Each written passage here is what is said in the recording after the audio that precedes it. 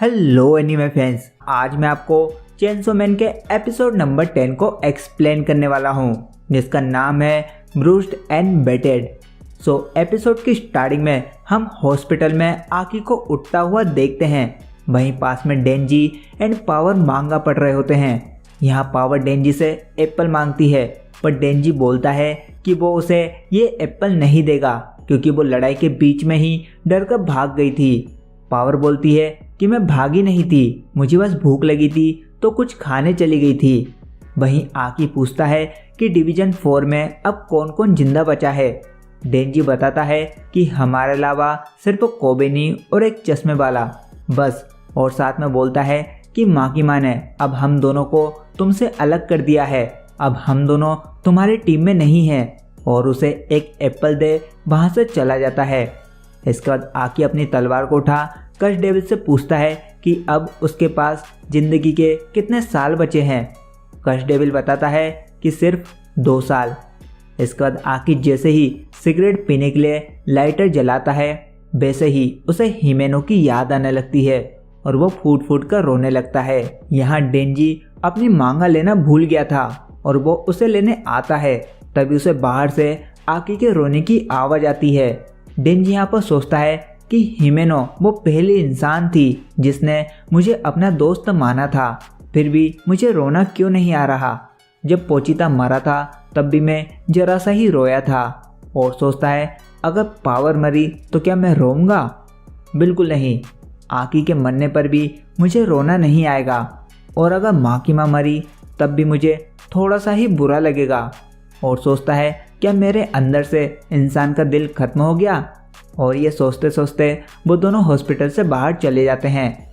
इनके जाने के बाद ही आकी के पास मिचिको और यूतारो आते हैं और उसे बताते हैं कि हम एडवाइज़र हैं जो कि माँ की माँ के कहने पर यहाँ पर आए हैं।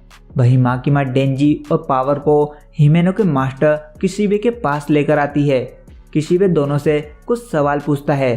पहला, तुम्हारे टीममेट के मरने पर तुम्हें कैसा लगा? क्या तुम बदला लेना चाहते हो? पावर एंड डेंजी बोलते हैं कि हमने इसके बारे में ज़्यादा सोचा नहीं और बदला लेने में हमारी कोई भी दिलचस्पी नहीं है। दूसरा सवाल, क्या तुम इंसानों की तरफ हो या डेविल की तरफ? डेंजी कहता है कि वो उसकी तरफ होगा जो उसकी देखभाल करेगा। पावर कहती है कि वो उसके साइड होगी जो जीतने वाला होगा। ये सुन किशिबे कहता है कि बढ़िया, तुम दोनों पास हुए, और अब माँ की माँ को यहाँ से जाने को कहता है और दोनों को बताता है कि आज से मैं तुम दोनों को ट्रेन करूँगा और तुम मुझे अब से मास्टर कहोगे। मैं डिवीजन 1 का टॉप डेविल हंटर हूँ। इसके बाद वो दोनों को गले लगाता है और देखते ही देखते वो दोनों की गर्दन ही तोड़ देता है, जिससे दोनों बिल्कुल भी हिल नहीं पाते हैं। किशिबे बताता है कि तुम दोनों के शरीर इंसानों की तरह ही हैं, लेकिन तुम खून पीकर फिर से रिकवर हो सकते हो, और दोनों को खून पिलाता है। डेंजी समझ नहीं पाता कि उसने ऐसा क्यों किया। किशिबे बताता है कि माँ की माँ ने ही मुझे तुम्हें ट्रेनिंग देने को कहा है क्योंकि गन डेविल को तुम्हारा दिल चाहिए, और माँ की माँ परेशान है कि डेंजी अभी बहुत ही कमज़ोर है।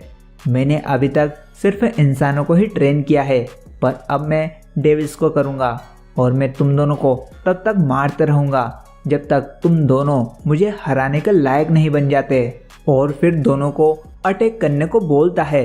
पावर डेंजी को हथौड़ा देती है और दोनों मारने आगे बढ़ते ही हैं। इतने में पलक झपकते ही किशिबे डेंजी के सर में चाकू मार देता है और पावर का सीधा गला ही काट देता है। और किशिबे को पता चलता है कि डेंजी तो इमोर्टल है, पर पावर हाफ इमोर्टल है। वहीं हॉस्पिटल में आकी अपने फॉक डेविल को बुलाने की कोशिश करता है, लेकिन वो नहीं आता है। यूतारो बोलता है कि तुमने फॉक डेविल का गलत यूज़ किया है, इसलिए अब वो नहीं आ रहा है, और पूछता है कि क्या तुम हंटर का काम छोड़ रहे हो? अगर छोड़ना चाहते हो तो छोड़ सकते हो, लेकिन अगर कंटिन्यू करना चाहते हो तो तुम्हें और ताकतवर डेविल के साथ कॉन्ट्रैक्ट करना होगा। आकी कहता है कि जिसने उसके परिवार को मारा और जिसने उसके दोस्तों को मारा वो सभी अभी जिंदा हैं, इसलिए मैं ये जॉब नहीं छोड़ूंगा।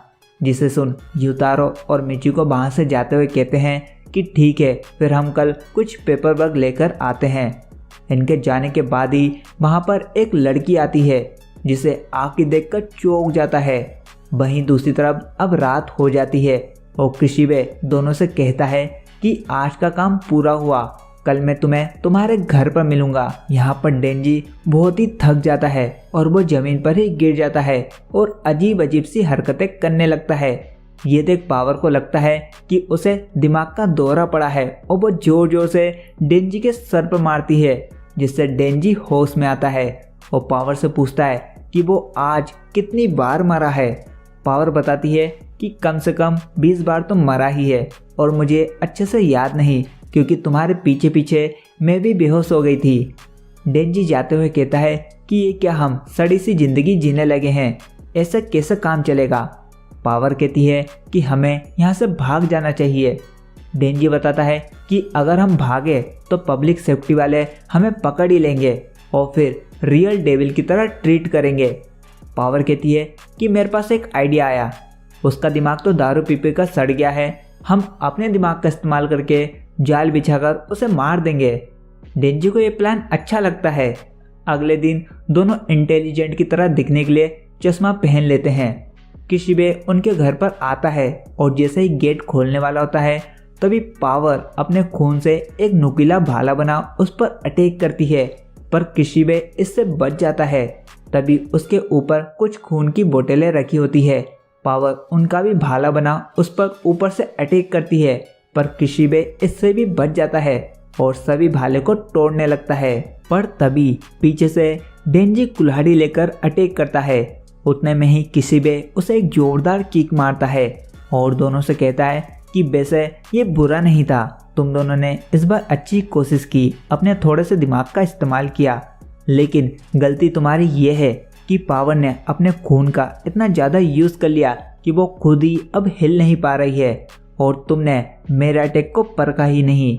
एंड कहता है कि आज के लिए इतना काफ़ी है और वहाँ से जाने लगता है। डेंजी खुश होते हुए कहता है कि पावर तुमने सुना ना, आज के लिए ये काफ़ी है। पावर कहती है क्या बात है, आज तो सस्ते में छूट गए। तभी किशिबे अपना चाकू सीधे डेंजी के सर में मार देता है और कहता है कभी भी अपने दुश्मन पर भरोसा मत करना। वहीं दूसरी तरफ मिचिको एंड युतारो आकी को एक स्पेशल फैसिलिटी में लेकर आते हैं, जहां बहुत ही पावरफुल और खतरनाक डेविल्स को कैद करके रखा गया है।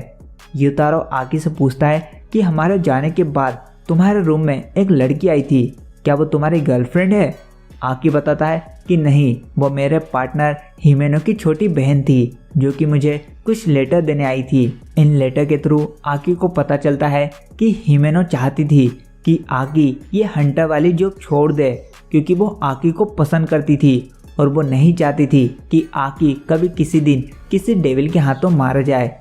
इसके बाद वो सब 108 नंबर की सेल के बाहर रुकते हैं, जिसके अंदर फ्यूचर डेविल कैद रहता है। युतारो बताता है कि इसके साथ दो लोगों ने पहले से ही कॉन्ट्रैक्ट कर रखा है।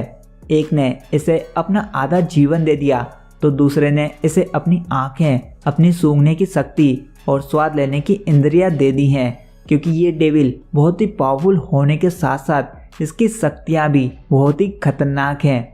आकी सेल के अंदर आता है और फ्यूचर डेविल के सामने खड़ा हो जाता है और इसी के साथ ये एपिसोड यहीं पर ही खत्म होता है। सो दोस्तों, आखिर फ्यूचर डेविल के पास ऐसी कौन कौन सी शक्तियां हैं, ये तो हमें अगले एपिसोड में ही पता चलेगा।